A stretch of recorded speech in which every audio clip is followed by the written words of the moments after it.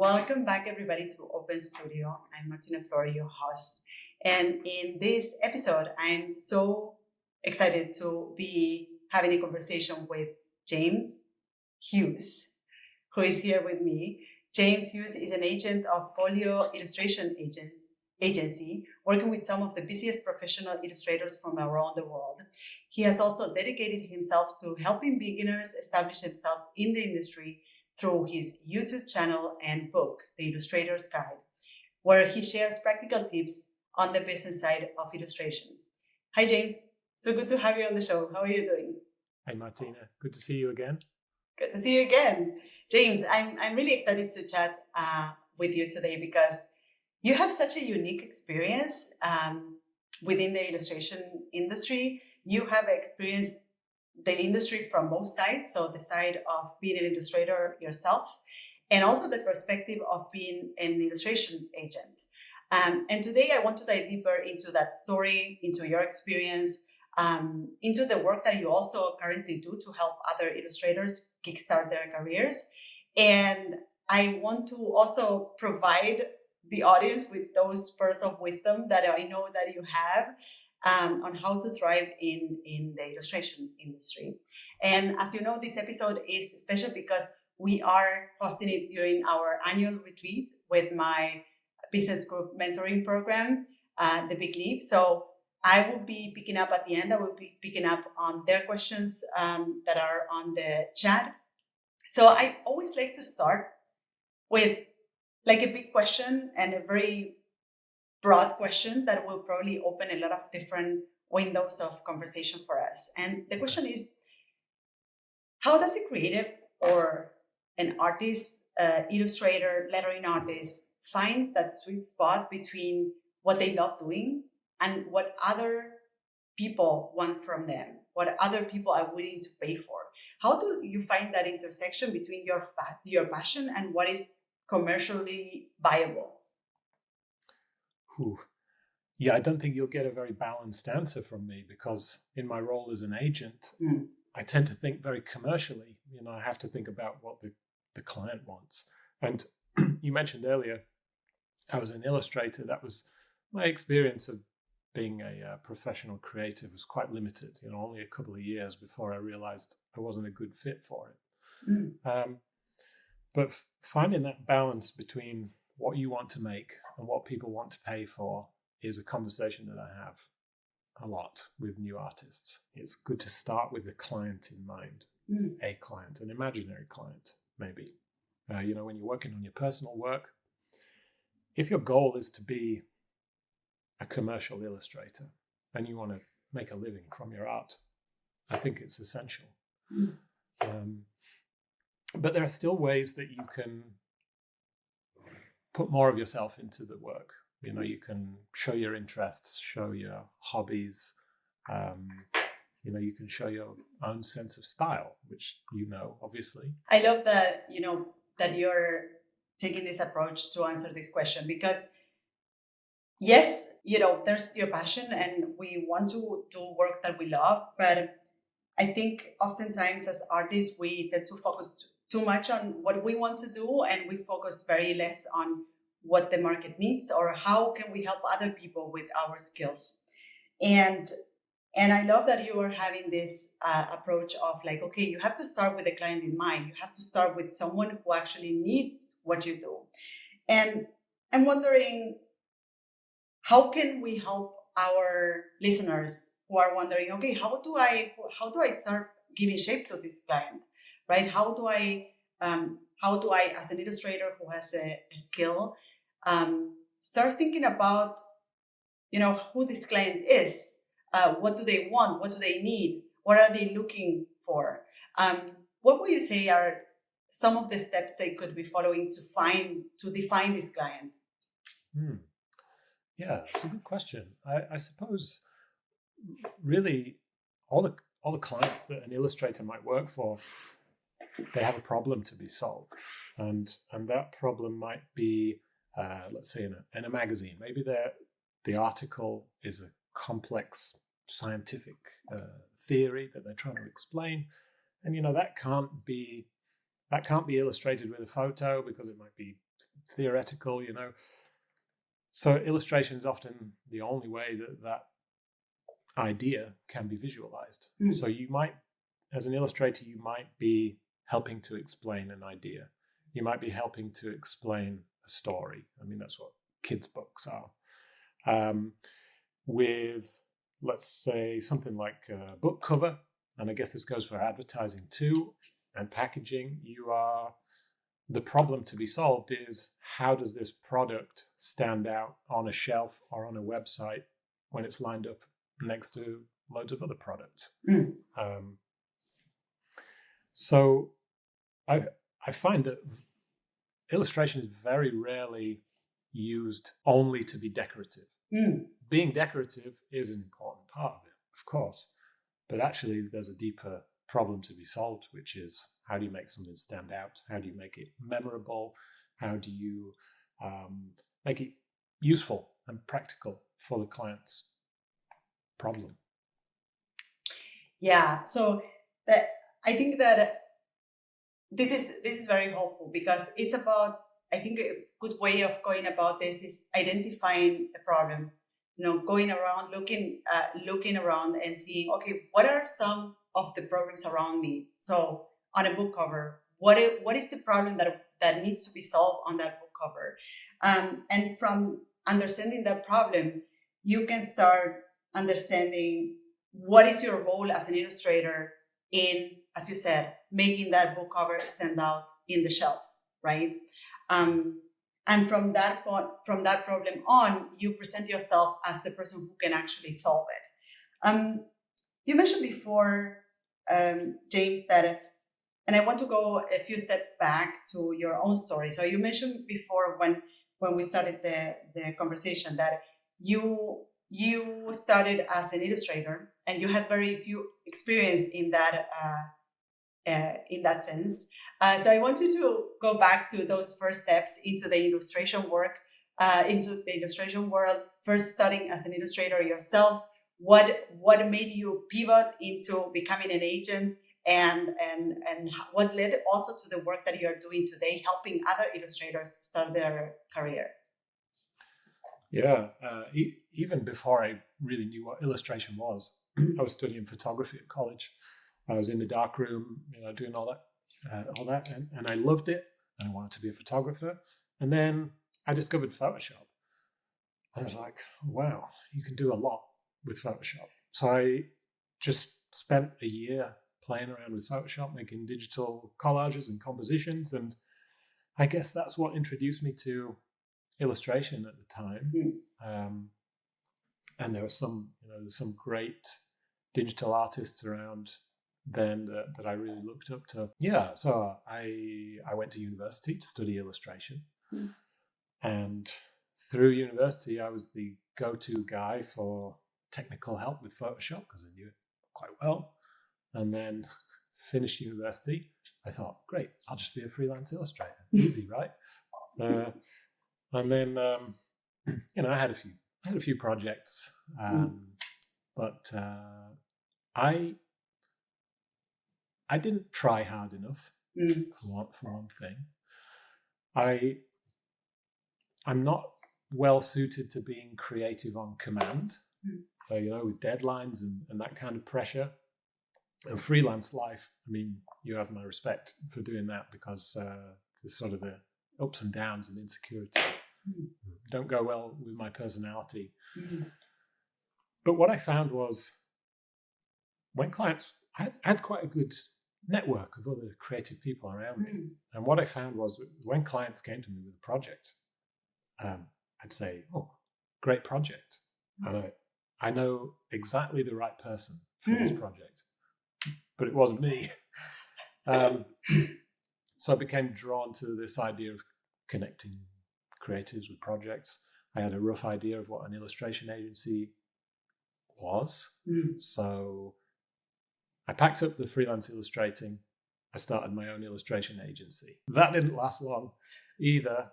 That failed after about a year, because I had no experience. I didn't know what I was doing. But then I had the opportunity to learn from the ground up, I suppose. So I did a couple of internships at different agencies, but then I went to work at Folio, and my boss there, he gave me a shot. 3 years after that, I became director of the agency, and now it's getting on for 10 years I've been there. And I've worked on, just about every kind of illustration project you can imagine. Probably, 4,000, 5,000 different projects I've helped with. Wow. So, and it's so interesting to see how, how all the steps that you gave throughout your career kind of led to the position where you are. So every experience that you had gave you feedback in terms of what are the things that you enjoy, what is the type of work that you like having, and this is how you found your way into what you do nowadays, which is helping other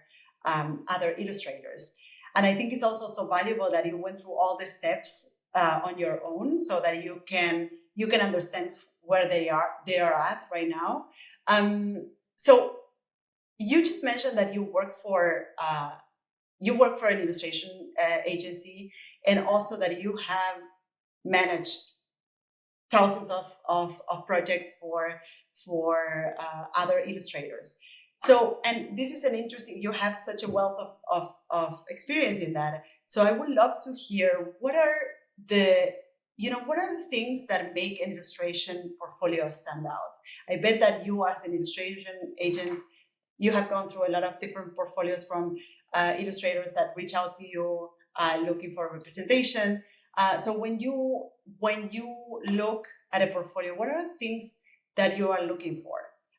What are the things that you believe that make a portfolio stand out from others? Yeah, I can list a few things, but I think, primarily for me, it's a gut feeling sometimes. Sometimes I'll look at a portfolio and I'll think, yeah, that's really good. And sometimes I can't even explain exactly why it stands out above something else.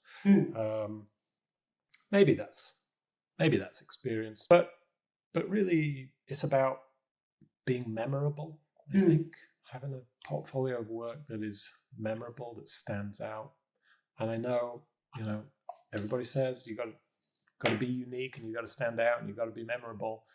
Probably the people listening are sick of hearing that advice, but practically speaking, again, coming at it from a commercial point of view, the brands and clients we work with, they want to stand out from their competitors.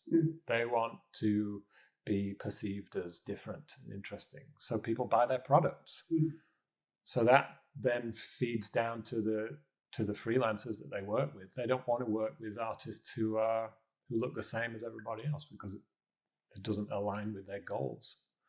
So that's the way I think about it. But in terms of the art styles and illustration styles that I like, what I'm really drawn to is technical mastery. Well, the pictures that I have on my walls in my house, for example, are just examples of artists who have really mastered what they work on, and images where you can see that there are thousands of hours of training and practice that have gone into them, because I look at those images and I think, wow, yeah, that is impressive. That is great. And this is also something that I always often speak about.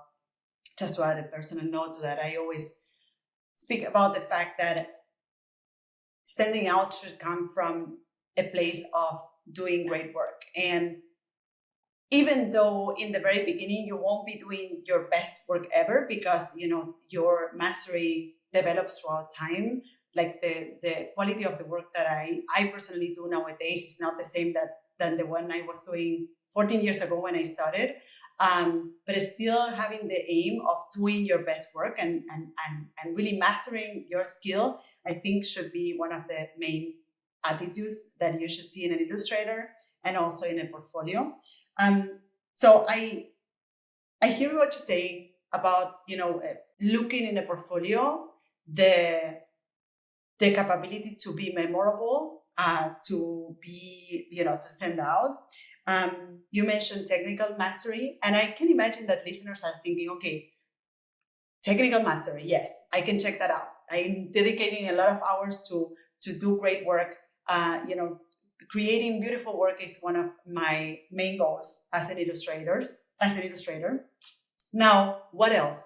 Should I have a consistent color scheme? Should I have a certain theme, common theme to all my illustrations? What are the things, practical things, should a successful portfolio have to kind of stand out from other portfolios out there? I speak to a lot of beginners with portfolio reviews and things like that. So I find myself often giving the same advice over and over again. And generally it's about first impressions and having a strong, immediate impact. So I'm talking about websites, in this case, not printed portfolios, but it's really all about showing an art director as much of your skill as quickly as possible on that first page of your portfolio. So that generally means that the design and layout of the website can actually be pretty functional.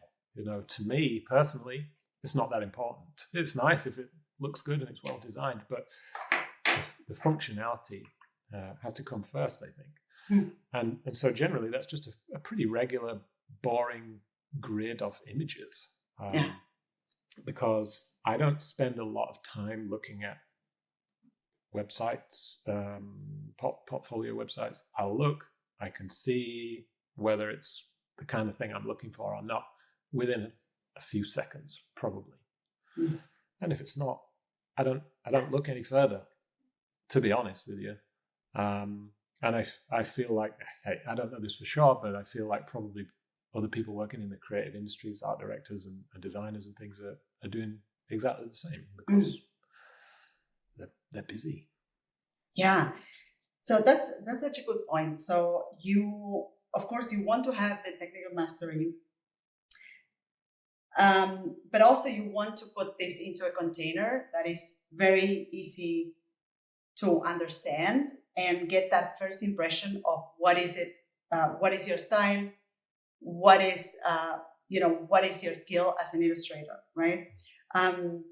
So let's say that I'm an illustrator, I'm just starting, I have my portfolio, so I did all the work, I set up my website, I chose, as James told me, a very simple template to navigate where immediately when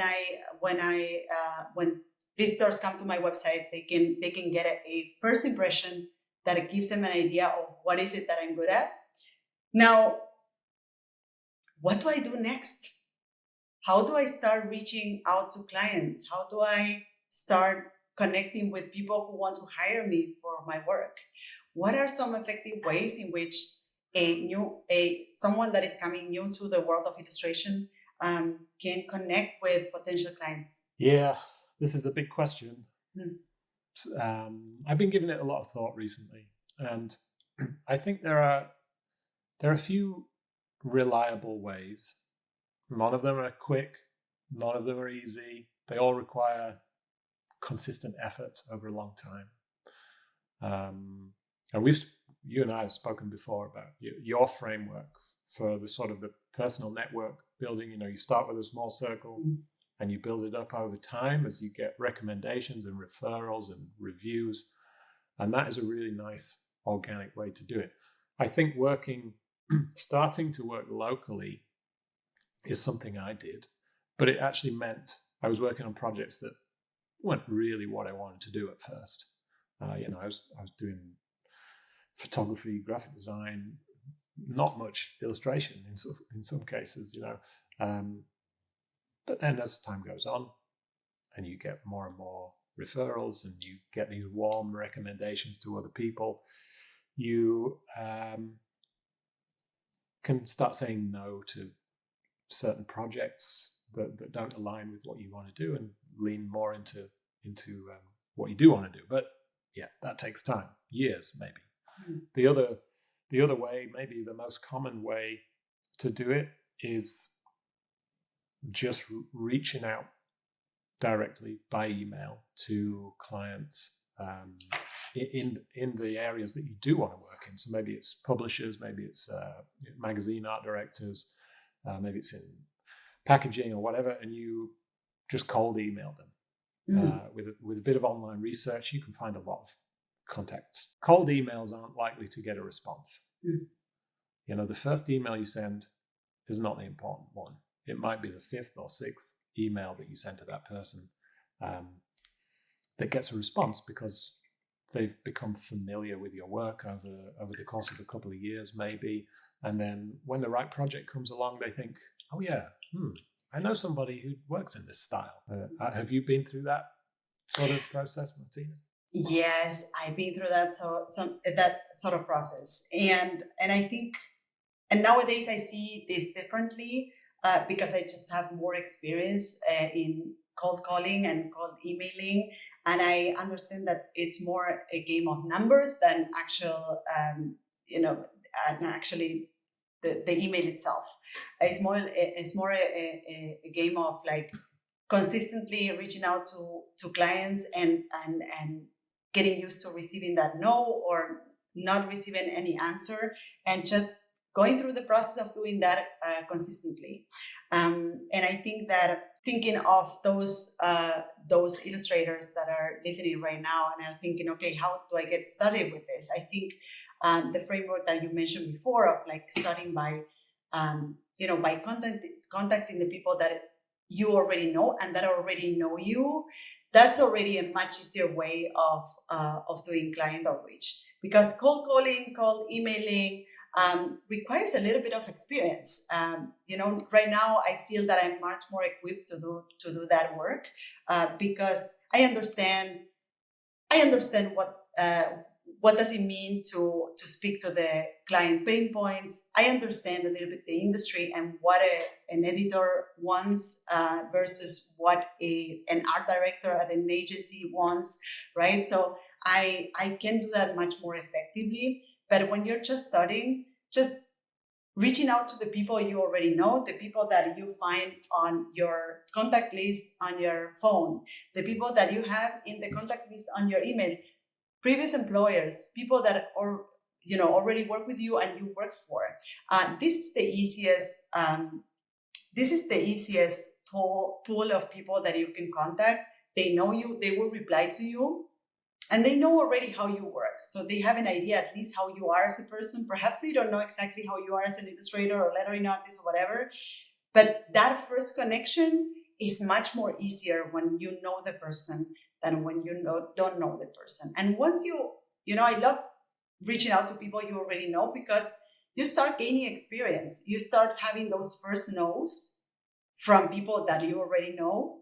And then you start tweaking your strategy. You start polishing that strategy so that when you move on to people you don't know, then you can start being a little bit more efficient.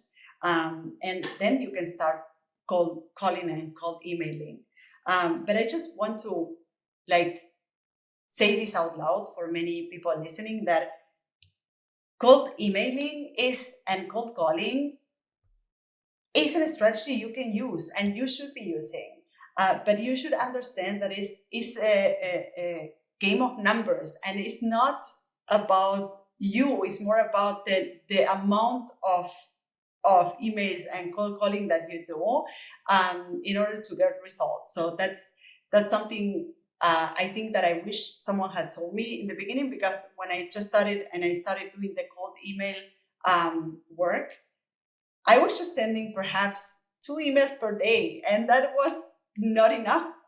Because if you gain experience, you start realizing, okay, the amount of people who will reply to me after I send 100 emails, perhaps it's 2 or 5, right? So then once you understand that relationship, right, that conversion rate, let's call it, then you start getting a little bit more efficient with your cold outreach efforts. Sorry, Martina. It feels like, especially new illustrators, really get into their own head when they're cold emailing. They want it to be perfect. They don't want to ruin their first impression with somebody. But you know what? You could probably make a safe bet that your first email to somebody is going to be ignored.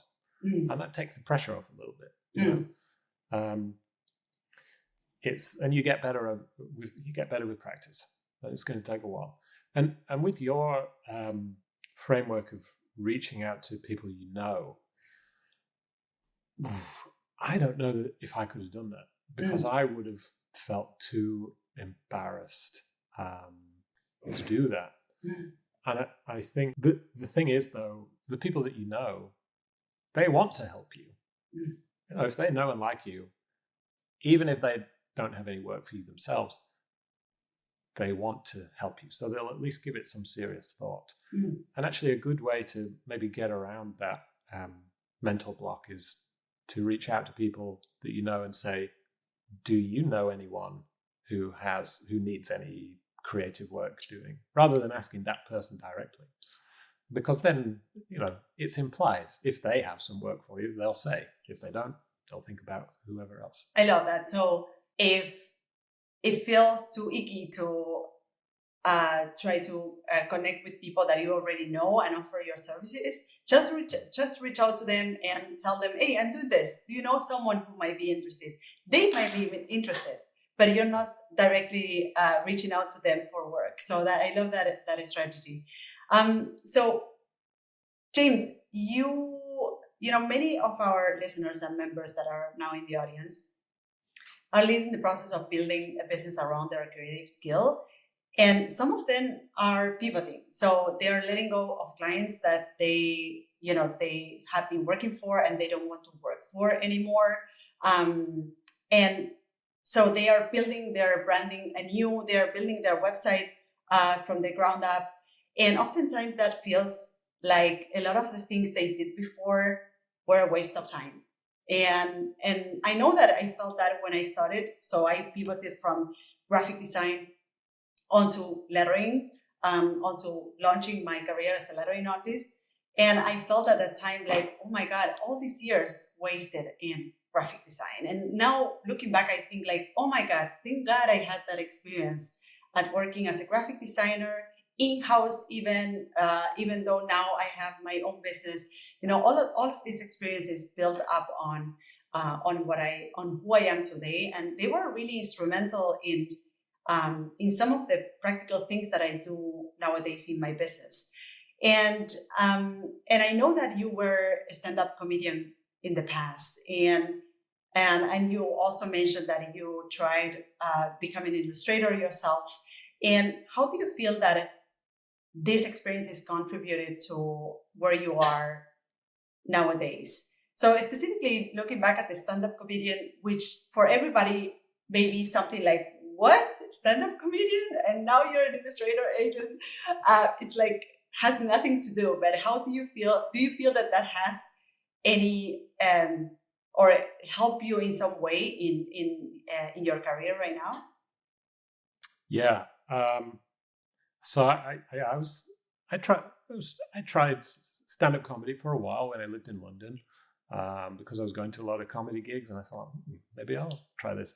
But over the years, over the last 20 years, I have picked up and put down so many hobbies. I can't even tell you. Right, calligraphy was one of them at one point in the past. Try things out for a while, never really see it through. But I've learned so many. I've learned a lot of sort of the basics of a lot of different skills, and I've also learned a lot about what not to do. But comedy in particular was interesting because now I wasn't taking it seriously, and I didn't want it to be a career. I was just doing it for a bit of a personal challenge to get over my fear of speaking in public.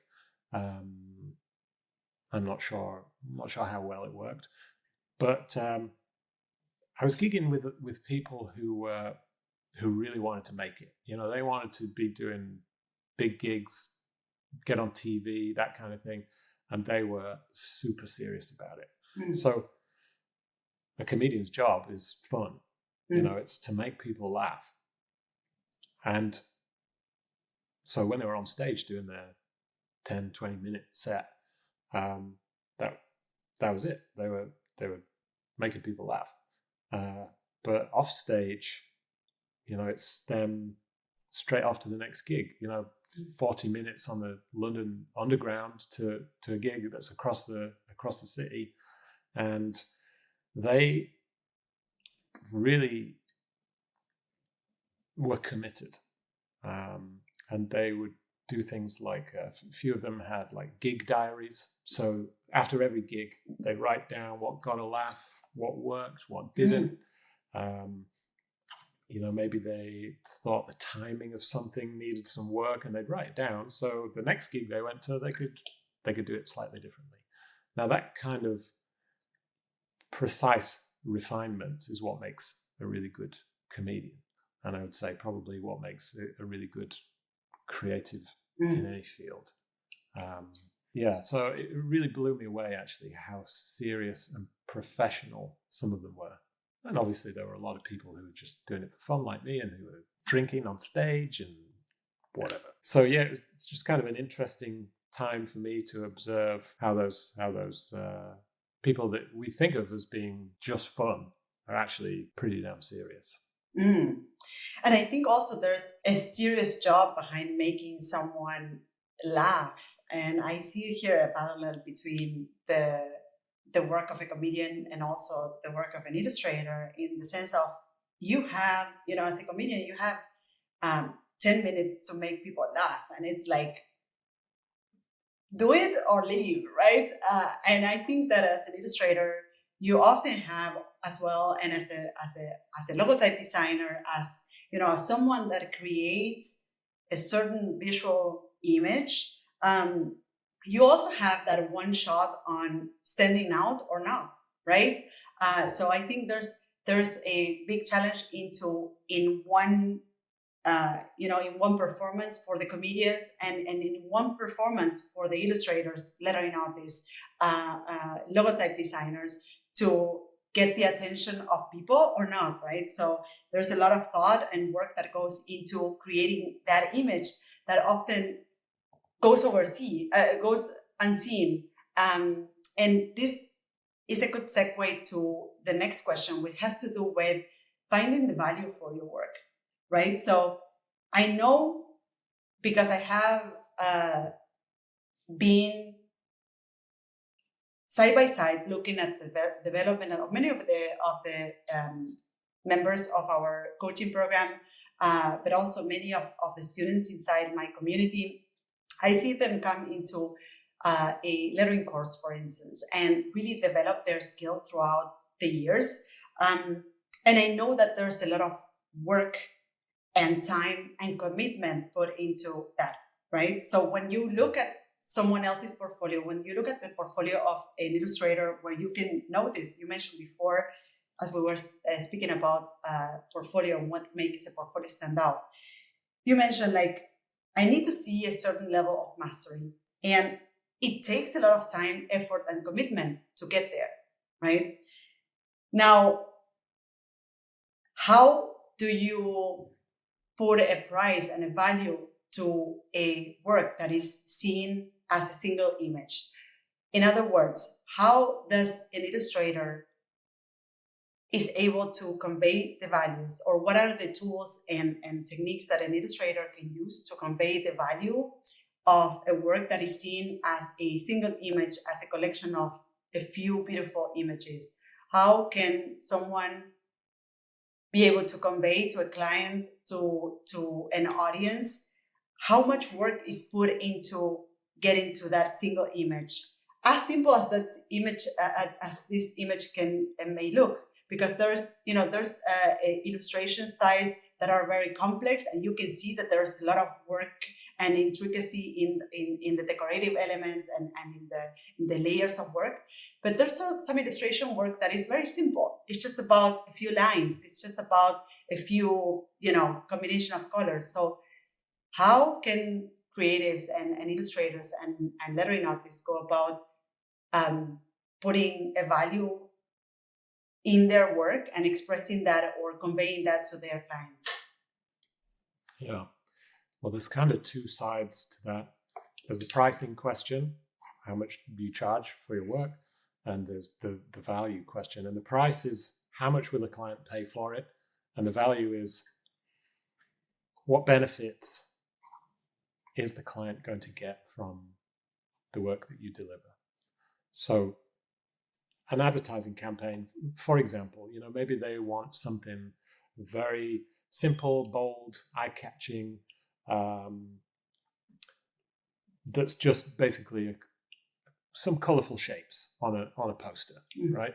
That technically, aside from the training it takes to know how to make that work, technically putting it together doesn't take that long.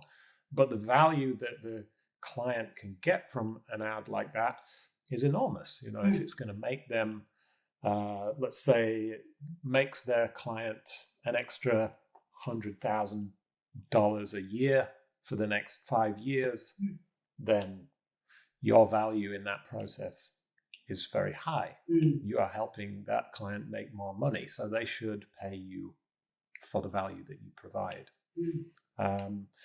Now, with new illustrators, new designers, new anything, basically, you are not worth much because you don't have the experience and you don't have the client list, and your work is not as refined as somebody who's more experienced than you. So you charge less.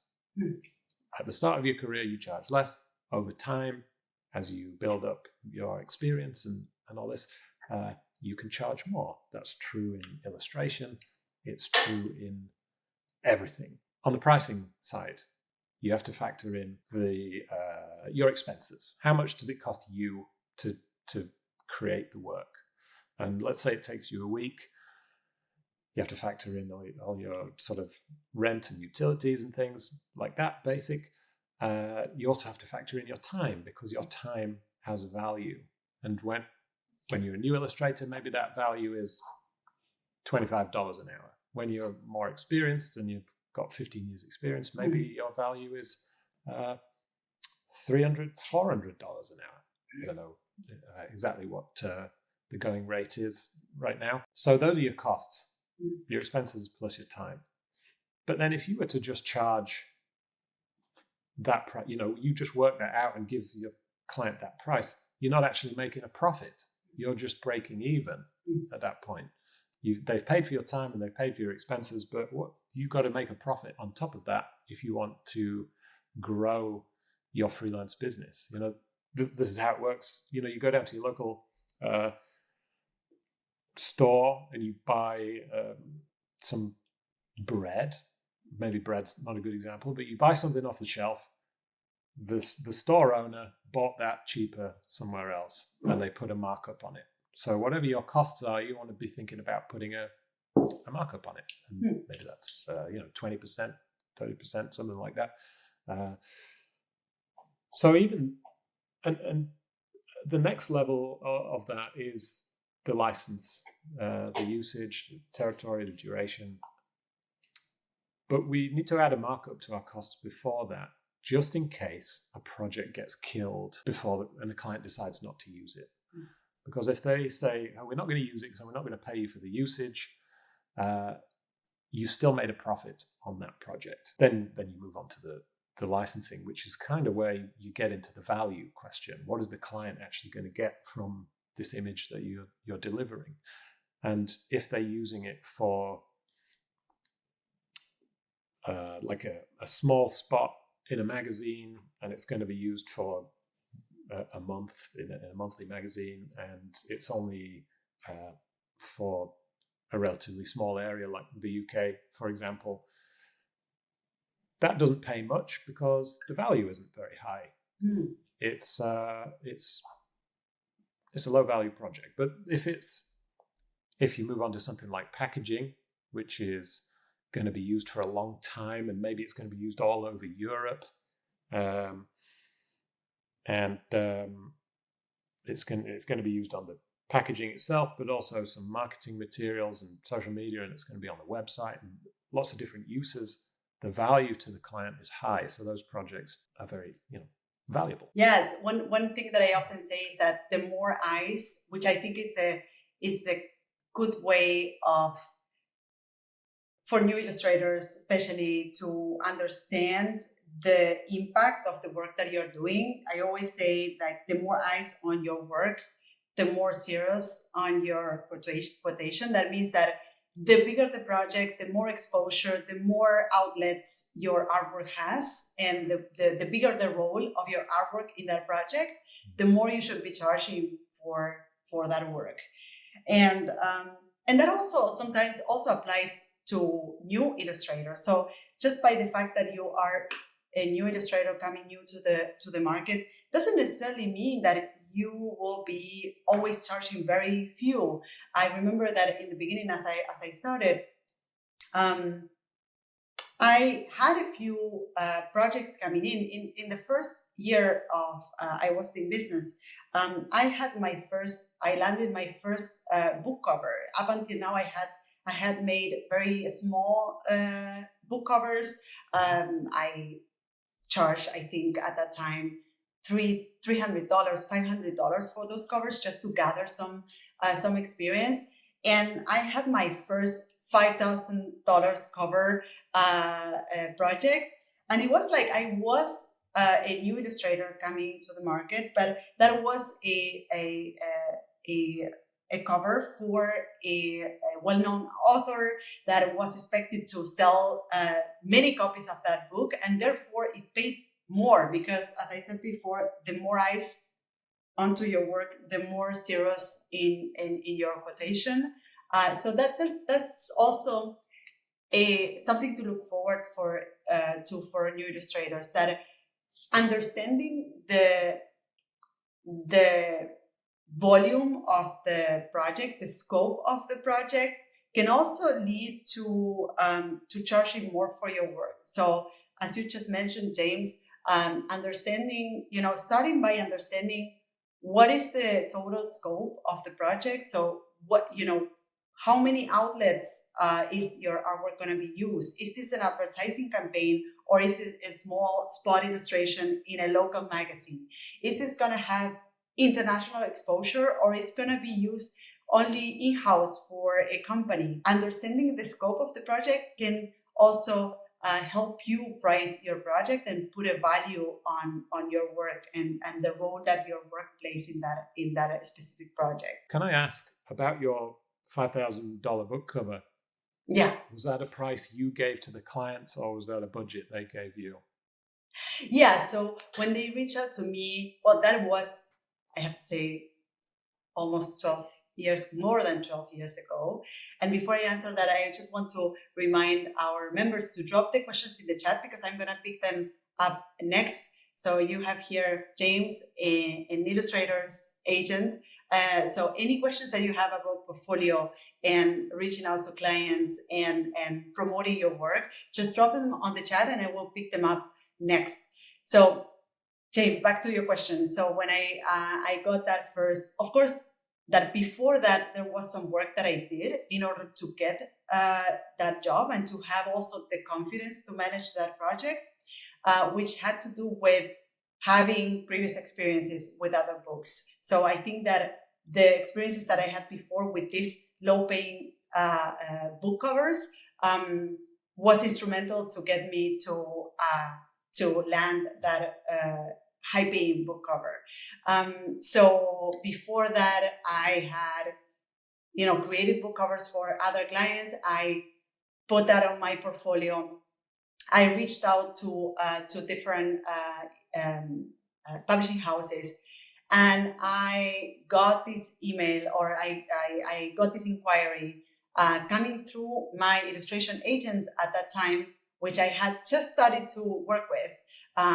That is Handsome Frank, and they came to me with this inquiry that I was creating the book cover. I'm just trying to look at the title of the book for a very well-known, very well-established author at that time, and they reached out with a budget, because normally a publishing house will reach out to you with a certain budget. They will propose a budget up front, and this is something that the members of my coaching program know, because I speak about what you just mentioned before, James. I speak about these different benchmarks for the different types of assignments within the industry. So for a book cover, you could expect to charge from $300 or to get paid $300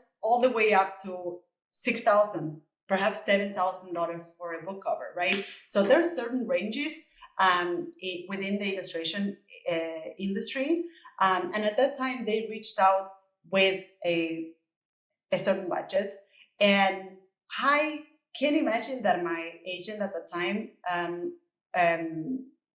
negotiated the budget, but yes, they were already proposing a rather higher budget for me, which before I had been doing covers for $300 or $500. So yes, so that's what I want to know. Yeah. What I want to know is, if that budget hadn't have been presented to you, how long would it have been in your career before you would have felt confident enough to give a $5,000 quote to a client? For sure. I think it would have taken me more or longer than that. Also, because I was presented with the reality that I could charge a lot more for a book cover. Up until that point, I didn't know that you could be paid as much for a book cover. I thought like, okay, this is, since I design like $300 and $500 book covers, then this is the market range, right? So that's why it's so important to understand the market ranges, because that gives you at least a range and an idea of how much you could be charging, right? And I'm sure that down the road, I will have gained the experience to charge more, but not at the time when I was just starting. But oftentimes it's because you're putting yourself, because you don't know what you don't know. You don't have that information that you could charge that much. At that time I would have said like, they would just definitely say no to me if I would try to charge that much, right? Whereas actually this is also within the market range. And looking at the project, it was for a big publishing house, so it was it doesn't come to my mind, but it was one of the big ones, not Penguin Random House, but the other one. and it was for a big author, so it was going to be like a big was going up for a bestseller or something.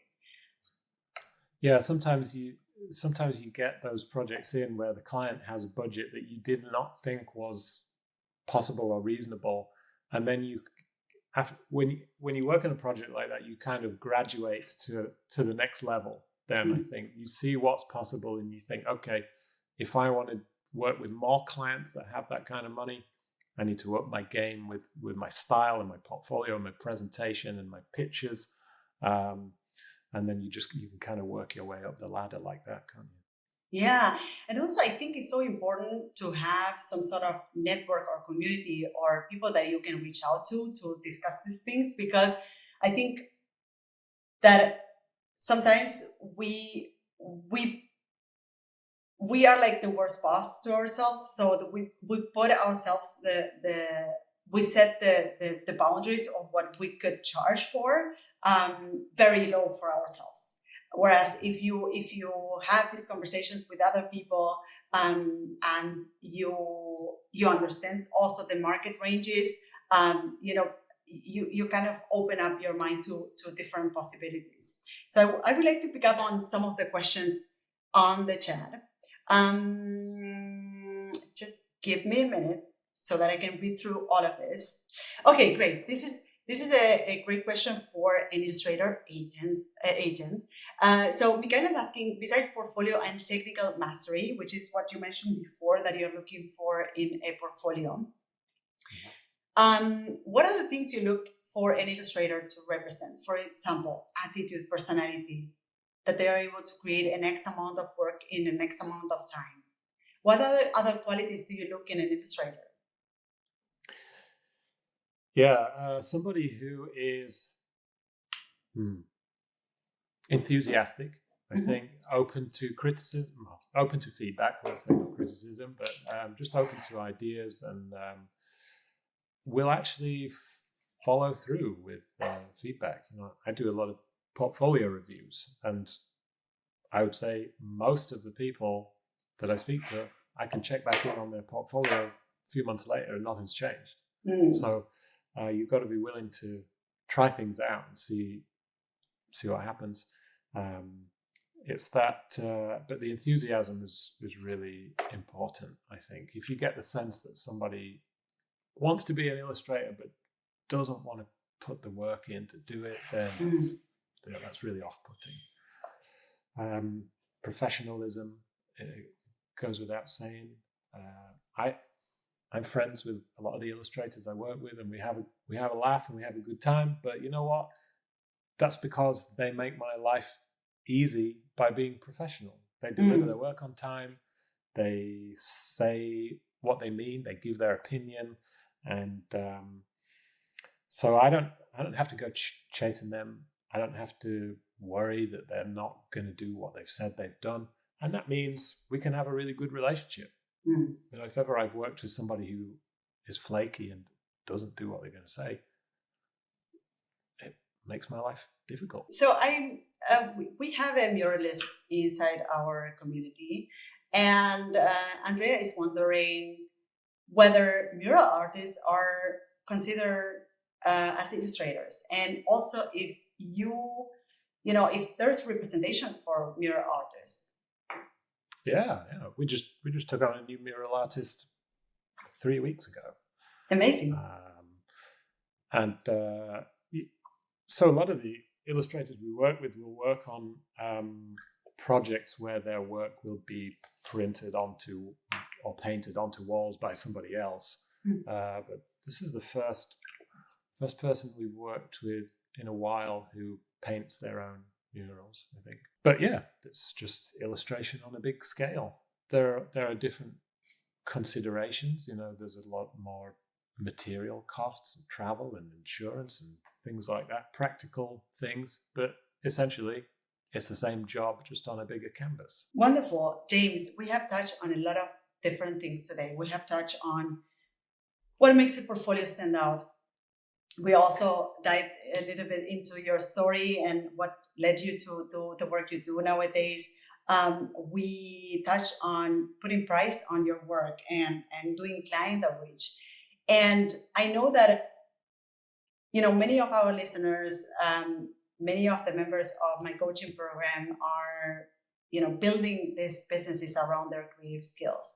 And nowadays, more than ever, we have so many different distractions and things that we need to take care of.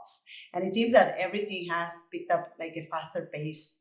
And for creatives that want to make a living with their skills, they feel that they need to take care of a lot of stuff. So they need to take care of their online presence, on the portfolio, on getting the SEO right, on doing client outreach, on showing up on social media, on being up to date with the technological advances and AI and all that stuff. And on top of that, they have to really continue mastering what they do, right? So what would you say to a creative that is trying to find their way into the industry and is faced with all of these things that they need to do? What is one thing that they should focus on first? In the early days of an illustration career, there really are only two things you need to do, and that's make a lot of work and show that work to people who could either hire you or give you feedback. Everything else is not essential. There are so many things that new illustrators do that take up their time and distract them from those two things.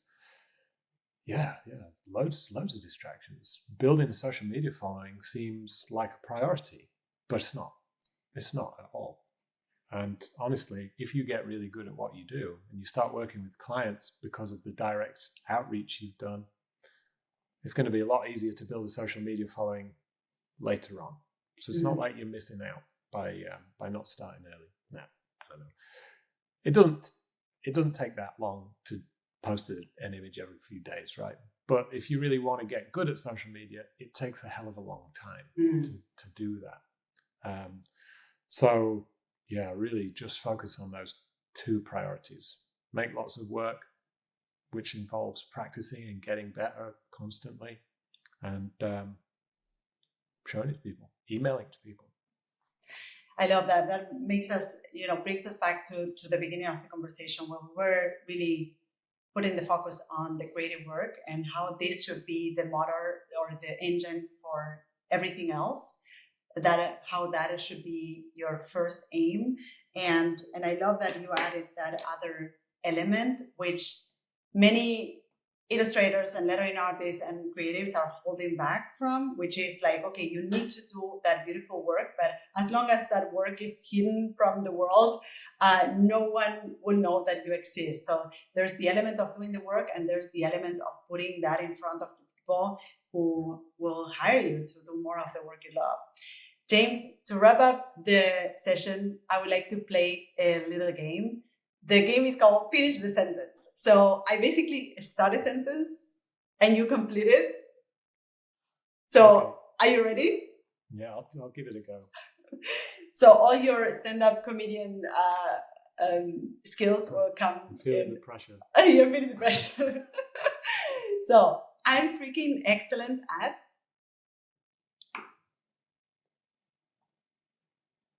Telling people what to do. I'm terrible at. Drawing. When I grow up, I'm going to.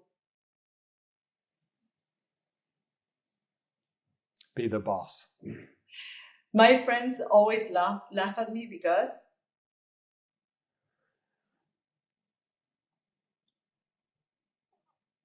I don't get out much.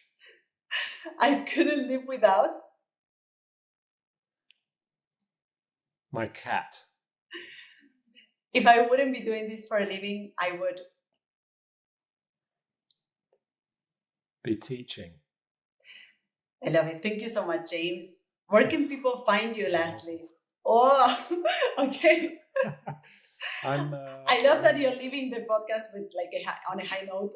Thank you. Yeah, I'm at the Illustrator's Guide on YouTube, Instagram, and Threads. You can find me on those 3 places. Excellent. We're going to add all of that to the show notes so that people can find you. Thank you so much, everybody, for tuning in. Thank you so much, James, for being here today. And thank you, everybody, for dropping your questions on the chat. I will see you next week. James, thank you so much for joining today's session.